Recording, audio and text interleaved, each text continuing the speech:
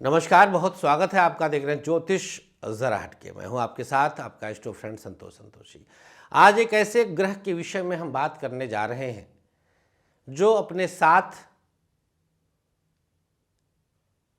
3 जगहों पर एक साथ अटैक करता है।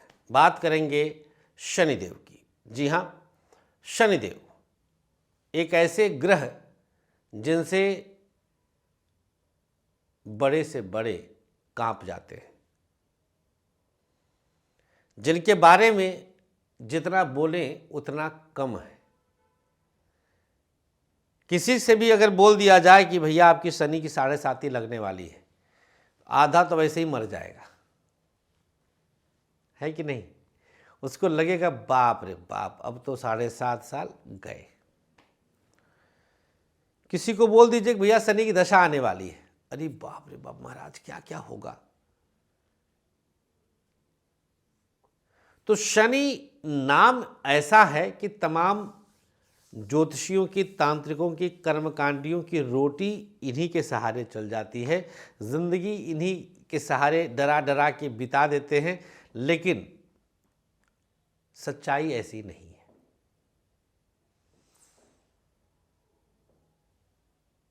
तमाम ऐसी राशियां हैं जिनके योग कारक शनि बनते हैं। विषयांतर होगा, मैं उस पर नहीं आऊँगा। आज शनि के जिस एंगल को समझाने आया हूँ वो एंगल है कि शनि अपने साथ 3 जगह फाइट करते हैं, 3 जगह अपना गहरा असर दिखाते हैं। अब आप क्या सोच रहे होंगे? जितने हमारे ज्योतिषी मित्र हैं वो ये सोच रहे होंगे कि वो 3 जगह, इनकी 3 दृष्टियाँ होंगी, 3, 7, 10, यही सोच रहे थे ना। मैं जो बताना चाहता हूं, मैं जो बताने आ रहा हूं, वो इससे कुछ इतर है। और वो है जहां ये बैठते हैं उसके द्वितीय और द्वादश पर भी इनका असर होता है। अच्छा, मैं ये कैसे दावे से कह सकता हूं? भाई बैठे तो मेष में है, तो मीन और वृषभ पे असर कैसे पड़ेगा? वो ये यूं समझिए कि शनि जब राशि बदलते हैं तो 3 राशियों पे असर डालते हुए चढ़ती 7.5, मध्य और उतरती, फर्स्ट अढ़ैया, सेकेंड अढ़ैया, थर्ड अढ़ैया, 3 एक साथ चलता है। जैसे वर्तमान में मकर वालों की उतरती 7.5 है, कुंभ वालों की कुंभ वालों की मध्य चरण की है, और मीन वालों की चढ़ती है, जस्ट शुरू हो रही है।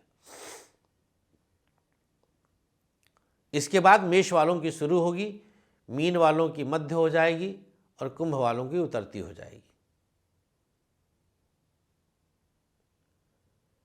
ऐसे ऐसे करके 7.5 का असर कुंभ वालों की उतरती हो जाएगी। जब मीन में आ जाएंगे, लास्ट फेज हो जाएगा। तो 7.5 शब्द का प्रयोग हमने सिर्फ इसलिए किया कि आप ये समझ सके कि शनि का प्रभाव द्वितीय द्वादश भाव पर भी पड़ता है। जहां बैठते हैं वहां तो रहता ही है, लेकिन जहां बैठते हैं उस स्थान के बल की अभिवृद्धि कर देते हैं। जैसे उदाहरण स्वरूप 7वें भाव में जब बैठेंगे, ध्यान से समझिएगा, सप्तम भाव के शनि की व्याख्या मैं करता हूं। जब शनिदेव 7वें भाव में बैठ जाते हैं मित्र, तो यहां बैठ करके वो सप्तम भाव को इस प्रकार से बली कर देते हैं, बलवान बना देते हैं कि व्यक्ति जिस भी जगह पर, जहां पर भी रहता है, उसके आसपास के 5, 7, 10 परिवार को ये ग्रोथ देने लगते हैं। बोलो शनिदेव महाराज की जय। तो शनिदेव का प्रभाव अपने से द्वितीय, अपने से द्वादश, अर्थात व्यापक तरीके से होता है, विस्तीर्ण तरीके से होता है, विस्तारित होता है। यही एक ऐसे ग्रह हैं। तो सप्तम में बैठ करके जब 6ठे भाव पर इनका प्रभाव पड़ेगा, तो जिसके भी सप्तम में शनि होंगे, चैलेंज कर रहा हूं, उसके गुप्त शत्रु बहुत होंगे। कमेंट बॉक्स में बताइएगा। और जिसके सप्तम भाव में शनि होंगे उसके जीवन में कुछ गुप्त चिंताएं बिकॉज ऑफ अष्टम भाव, और वो गुप्त चिंताएं जिसके बारे में वो खुद जानता है और उसको डर रहेगा कि भैया ये बात कहीं खुल ना जाए। 7वें के शनि का प्रभाव बता रहा हूं, अष्टम पर जब प्रभाव पड़ेगा तो इस प्रकार का स्वभाव अवश्य देगा और ऐसे लोगों की कोई गुप्त कहानी अवश्य होती है। ध्यान से समझिएगा, ऐसे लोग, स्त्री हो या पुरुष, आप प्राकृतिक मैथुन के शौकीन हो जाते हैं। अष्टम पर शनि का प्रभाव पड़ जाता है। हालांकि शनि की स्थिति पर निर्भर करता है कि जिस चीज़ का शौक है वो मिलेगा भी कि नहीं, पूरा होगा भी कि नहीं, वो विषय अलग रहेगा, लेकिन शौक तो भाई साहब हो गया तो हो गया। ये प्रभाव है, ध्यान दीजिएगा, ये प्रभाव है।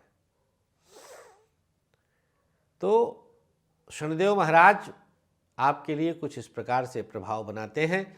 शनि के फल को कहने के लिए आपको तीनों जगहों पर इसके असर का आकलन और अवलोकन अवश्य करना चाहिए, तभी आपके फलित में, आपके प्रेडिक्शन में शुद्धता रहेगी और आकुरेसी आएगी।